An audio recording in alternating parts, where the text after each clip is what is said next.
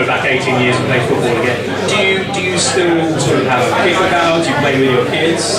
Do you not get a longing to just, you see a ball rolling around in the park and just give it a whack? Or?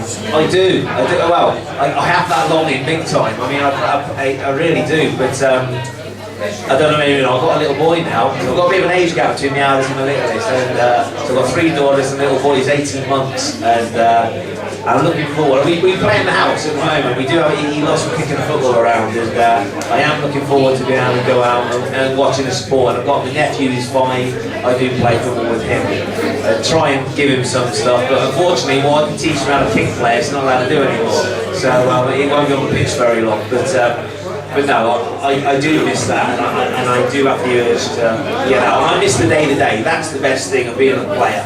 When people say, what do you miss when you finish?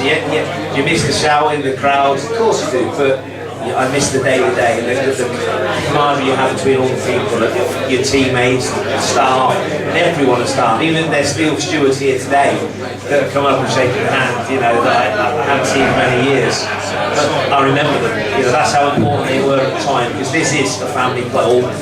When I was here, it's very much a family club. I'm sure it still is. I'm not here every week saying, well, I'm sure it is, and that's the way it should always be. Any more questions, please? Which Cambridge United player impresses you at the moment? To me, today, let's go on today then. Who done? The captain done well today for me. I thought he works hard, he sits in, he digs, he competes. He's a champion. Champion. I thought he'd done okay today. I haven't seen enough to really, for me to say, you know, I know that Ryan's got a lot of praise, and rightly so. He's done well, he's a good player. I believe maybe he may feel he didn't do what he can today. So, but at the moment, I can't really comment, to be honest, because I don't know them well enough and it'd be unfair for me to do. What does impress me is the way the club are moving forward. And moving forward as a team and as a unit. The structure they've got. Every time I hear the manager talk, he impresses me. And I think they're going in the right way. I really do. I mean, today, obviously, disappointed with down to 10 men. It is a bit hard to pick out what maybe the weaknesses were today. But results the big thing. They didn't pick up. It's always going to be hard after the couple of weeks they've had today. You know, building up. Now it's back to the bread and butter. But where the club has come from, and going forward, you know, I think everyone will agree they're going in the right direction. You're saying about Roy McFarlane being a good man management and everything. How did you find Tommy Taylor? Tom was a strange one, very much so. Tom was such a strict. Players didn't open. No player likes to be out on the training pitch too long. Don't care what they say. Tom would keep you out there all day. It was getting dark. We will be out there from early, and he'll even beat us and swear at us and say you're back out here in 2 hours' time. We'll be out again for 3 hours. That was how Tom was such a disciplinarian in that way. But you got to the game, and he was a complete switch. He was like, it was strange. You walk in, he was a different man. He was so relaxed and trying to be joyful, and you know. And I enjoyed playing under Tom. At the end of the day, Tom brought me here. He did bring me here, and I owe Tom a lot. And I still speak to Tom, you know, and I speak to his sons and that, and you know, I like Tom. I did like him a lot. But he's a different character, you know, very much so. Those that know him, I'm sure know what I'm speaking about there. But yeah, I like Tom, and I did. But like I say, complete opposite to, different to Roy in that aspect. But whereas Tom would work here, say harder, Roy would work and work and work you, but then all of a sudden he'd pull it away. And it'll relax you and ease it off. And we came in one day, which I've never done in the whole career, anywhere else, never heard it done. And he used to say to me, come and tell me if the lads are tired or whatever. He said, you're my link between the staff and the players. So I goes in the change room and all the lads are moaning. I'm knackered, we're doing too much, my legs are killing me, I'm tired. So I thought, okay, I'll try. So I go into the referees where Roy used to get changed. I said, Gaffer, I said, you told me to ever say to you, the lads are in there moaning a bit, but they're a bit sore, a bit stiff and a bit achy. And he went, all right, okay. So he comes to the change room 10 minutes later and he goes, who that's tired then? And of course, all the lads, you put their head down. And then there's me looking around like that going, and he said, well, Wanless told me, just put your hands up, who's tired? And none of them put their hands up. But then he just had a big smile on his face. He said, get your trainers on. And I thought, oh, when the manager says get your trainers on, you've got your running. And I thought, here we go, we're on the track, we're out there running. Oh, I should have kept my bloody mouth shut, I'm thinking. And do you know what he did? He walked us round the back of the ground, over to B&Q, where there was a burger bar. He bought 20 bacon rolls. All the lads had one there. We walked back into the change room. He said, get yourself showered, get home, and see you tomorrow. That was what Roy was. And I'll tell you what, the lads come in next day, they were flying about. And I'll tell you what, that Saturday we won. Was that a bit of Brian Clough in him, do you think? I think you're right, maybe it is. He had a different thing about him, that he was special in that way. And I've never known any other managers to be like that. Paul, you mentioned about the camaraderie and the side that Roy built on a small budget, and a very good side it was too. Are you still in contact with players from that time? Yeah, I speak to a few of them. I mean, since the introduction, I think, of the Facebook and all the social media websites and that, a lot of people speak via that. Players that I speak to more, I suppose, it's not on a regular occurrence, but I still stay in touch with Andy Duncan, he came to my wedding. Neil Musto, when I was playing for Forest Green, obviously in the Gloucester area, we spent a lot of time to eat with each other there. So there are a few. I've spoken to Ash a few times, you know, and he's texted me when he had his little one, etc., and you know, how the wife and that is. So we do keep in touch with some. Alex Russell's another one I have some contact with. It's not as much as I like, but it's stuff that we do. Trevor Benjamin, I spoke to him last week, so he often phones me up as well. So there are a few that we stay in contact with, and like I say, it's a bit like school. You always have your friends, and you sort of always go your separate ways, and life takes you different ways, but they're always there, if you know what I mean, when you need them or when you need them. And when we have special games, like we came back that game last year, a lot of the boys turned up, and it was brilliant. We had a couple of beers after the game together, and it was nice to be back. Nice to be back in that little group again. I trust you're following Coconuts as well on Facebook. Of course I'm following Coconuts, yeah, that's the only reason I'm on Facebook. Any other questions? Come forward. That's my friend, you're going to stitch me up now. No, it's not set up. Ronnie, obviously you're my hero. It's a big game, it's not. 2001 LDB final against Blackpool. There's not many players sitting there who say they scored at the Millennium Stadium. What were you thinking when you put the ball on the spot? I was stood right behind you. What were you thinking? I wish Rob was taking it. I'd have buried it. But do you know what, it's a strange one. That year was strange because I believe, people tell me I missed two, I thought I missed one, but I've already missed a couple that season. Tom Young's stepped up, he missed a penalty. Someone else missed a penalty that season. And on the coach on the way down, it hadn't been arranged. I was going to take penalties anyway, but it hadn't said you're the penalty taker. But someone, for some reason, on the coach heading down the night before, or the day before, the morning of the game, said, who's on penalties then? And they all just went. And I said, well, I'll have it. I'm on penalties. And everyone said, hey, okay, that'll do, that's fine then. And I suddenly thought, and this is a true story, I laid in bed that night. I always have my own room, because when you're rooming with someone else, you're getting up early or whatever, it was weird. I was always up early to have children. And I did. I laid in that bed and I said, I put my head back, I went, we're going to get a penalty tomorrow. I honestly knew we were going to get a penalty. And I got four. Yeah, I wish we got four. But I actually led there and thought, which way are you going? Which way are you going? Which way are you going? And I've never done that, ever. And I thought to myself, and you know, I had a great night's sleep because I thought, it's a cup final, he's got to dive. It's a brave keeper to stand still. So I thought, I'm going to roll it down the middle. And then I thought, well, if you miss it, you look a twat. But I thought, he's gonna dive. He has to dive. And there's a great photo I got somewhere at home to the photographer took from behind, just slightly to the angle. As the keeper's diving, you see his head looking back at him. And there's me on the spot going, as I saw him dive. I was always going down the middle that day. It's nice and slow. He's going to play one away. Cheers, mate. Yes, Paul, you played for Oxford, Cambridge and one or two other clubs in the non-league. Did you ever go on to manage any clubs? Because I heard a rumour you was in Wales doing a bit of coaching or managing in Wales. Is that correct? That is correct. I mean, what happened when it's strange, but obviously when I left Cambridge, it's, you know, my aim was to hopefully, still playing, maybe one day I can step on the coaching staff and be part here. That was my personal aim. I've done my badges here, and then obviously things didn't work out that way, and I went back to Oxford.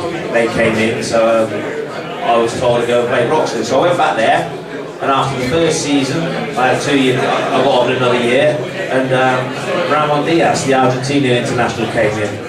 And 3 weeks before the end of the season, he pulled me in the office with Mr. DeSam, the chairman, and he said, Paul, we want to offer you a new deal next year. And I, you know, as a player, thinking, thank God, I don't want to be unemployed. So he said, but we would like you to start coaching as well. And I thought, heaven, that's what I want to do. That's my dream, to be a coach, you know, coach, manage, whatever.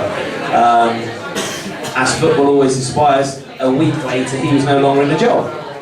And Brian Tolbert come in. And there's me thinking, I'm out of contract, there's a week left. Oh no. Because every manager brings their own players in. And that's it transpired. I won Player of the Year that year for Oxford. It's my last appearance for them. I got the Player of the Year on the pitch, and it's my last ever game for them. So, Forest Green then came in. Well, Peterborough came in. Pretty much what I said at the time. I thought, I can't do that. Mark Ryder rang me up. Mark Ryder rang me up several times, said, would you like to come and play for us? And I'm thinking, oh my God. I'm thinking, got a mortgage to pay. I said, but I can't go and play for him. I thought, I can't. I thought, so as it happened, I got a phone call from Forest Green, and it was a case that I was stepping out of the league. That would be my first year. I had this month on loan at Woking in my younger days. Well, this is my first year out of the league. And I went there and I loved it. Second season, the manager got sacked. I had a big operation on the knee at the end of the first year, and the chairman phoned me up and said, can you take charge? He said, to be fair, the gaffer who's got sacked said, Paul's the only one you can put in charge, I think. So I did, and I did it for 3 games and we were unbeaten. And then Jim Murphy came in and he said, would you like to be number 2? And I said, yeah, perfect. And as football, I said, goes, I was offered a contract there again. Bloody hell, never believe them. When they offer you a contract, don't believe them. And the chairman said, I'll offer you next year, be Jim's number 2. And Jim said that's what he wanted. And then he said, Paul, I've got a budget, it's bloody crap. He said, so I'm going to have to promote another player to be a player number 2. And I went, okay. So I thought, well, I know where I'm going then. So yeah, Clanethley, I think I pronounced that right. Anyone from Southern Wales here? It's Clanethley. They came in, phoned me up, he said, we've never been in the Champions League and that's our aim. And I thought, oh my God, no pressure. He said, I want you to coach us and that's what you got a year to get us there. And I thought, oh my bloody God. And I thought, what does the manager think? He said, don't worry about the manager. I thought, I've got to work with him. What do you mean don't worry about the manager? And there was Peter Nicholas was the manager at the time, and I signed a deal at Cheveley Services on the A34, a 2-year deal, and I thought, I don't know the bloody manager here. I don't know, I've never met him. And the first time I met him, he said, oh, so you're Paul, nice to meet you. I thought, yeah. But as it happened, we won the league that year. So the following year, yes, I coached in the Champions League, it was lovely. The second year, we, by all accounts, failed, become runners-up and won the cup. So he sacked him over. So there you go. And that was the last time. I went to Solihull and did some coaching there, but it was never going to work there. And that was it. Then I went on to the scouting side and scouted for Preston, Charlton, and up until this year I was at Charlton. I said this year I wanted a break. I wanted to spend time with the family, with my children. So I thought, I've never had a weekends off ever in my life, and I thought this year with the little boy and the daughters, I thought I'm going to start doing stuff at weekends with them. And just for this season, I hasten. It was in my head. Now, the trouble is, I need to go and get another job to get back in, but whether I do or not, I don't know. Would I like to? Of course. Like I said, I missed the day outside of it, but you know, that's out of my hands. All I know is that what I've done, I've loved, and I wouldn't have it any other way, really.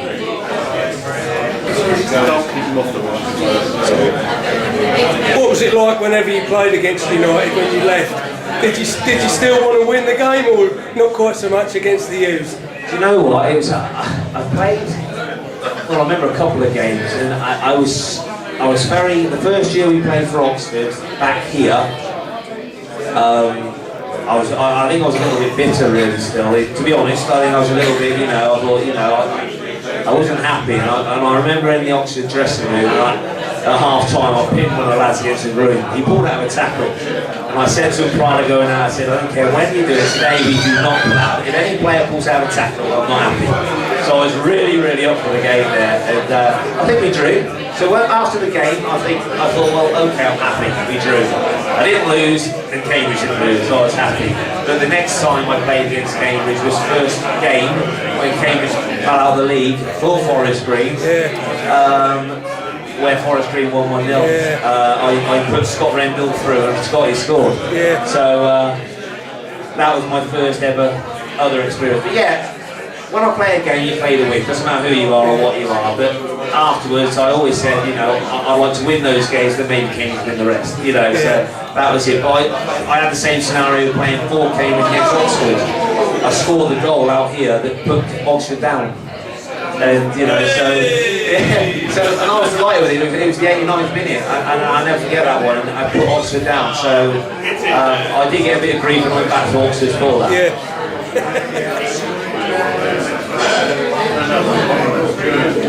Was Ian Ashby the best midfielder you played with? Truthfully, not even close. No. And I don't mean that in a disrespectful way. He wasn't the best midfielder at Cambridge at the time, in my opinion. I would have gone with Alex Russell as a player-wise. Alex had ability to see a pass and do something. And I think probably a little bit what they're missing out there, maybe. Some of that's something else. So, no, he wasn't in truth here, and he certainly wasn't at other clubs. I played with Jim and Jordan. He was an exceptional player. And in truth, he would have been the best midfielder I ever played with. Midfielders again, there was a lot of others out there, but players for Jim and Jordan for Oxford when they were in the Championship would have been the one. But here, I would have gone with, beside me, as a partnership, Alex. Because I'd run about, I'd tackle. Alex would play. Me and Ash, we're both run about, we're both tackle. And then you get that little bit of imbalance to a degree, solid, very solid, but you lose that little bit going forward.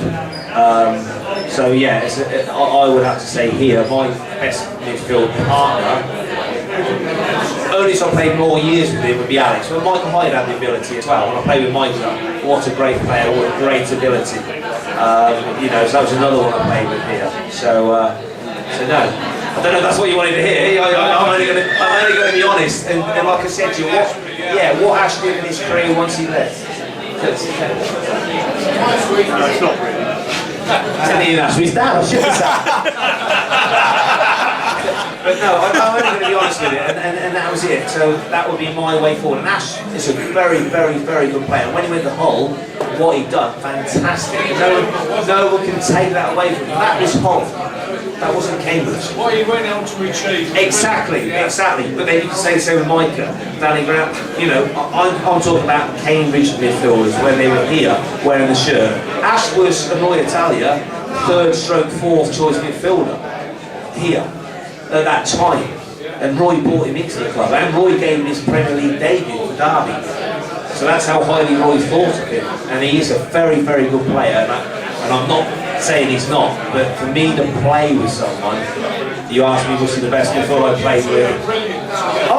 We love each other, and we do love each other. I'm not being disrespectful in that way. You asked me the question, was he the best midfielder I ever played with? The truthful answer is no. He's not the best one I ever played with. And I'm certainly not the best midfielder he ever played with either, so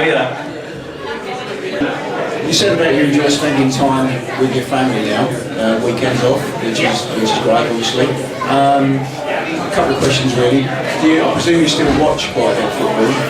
Do you go to games when you can?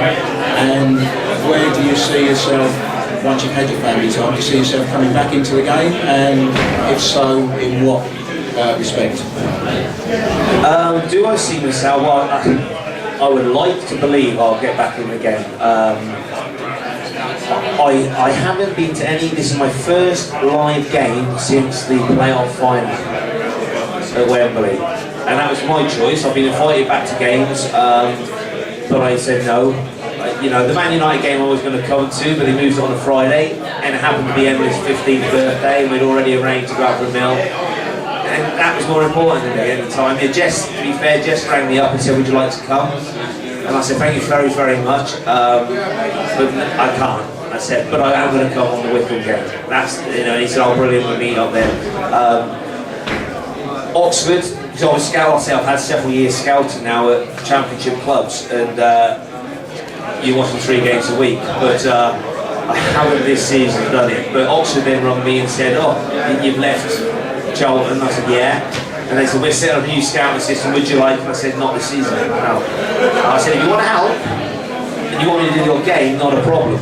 And basically I said, I think similar to Jess as well, I said, if Cambridge ever say, hey, we're at Oxford, can you go to the game for me and do a report on Oxford for us? It's not a problem, I'll do that.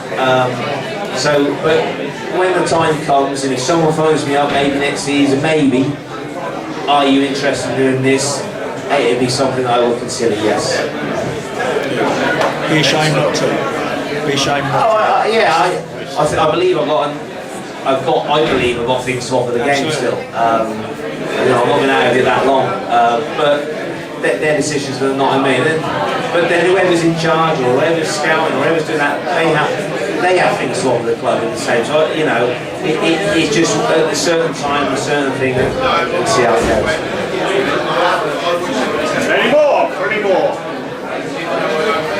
Yeah, I know he, penalties, you actually scored 10 penalties. He missed 5, but we won't. Right, if there are no more questions, we'll let Paul get back to Oxford. I don't know about you, but when I think of Wanny, I always think of the quote from Zinedine Zidane, who was asked who was the best player he ever played against, and he said Paul Scholes. I said, well, he can't have played against Paul Wanless then, can he? Because this man was 100%. Well, 150, 200, 400% every game. And we owe him a great debt of gratitude. Ladies and gentlemen, Paul Wanless.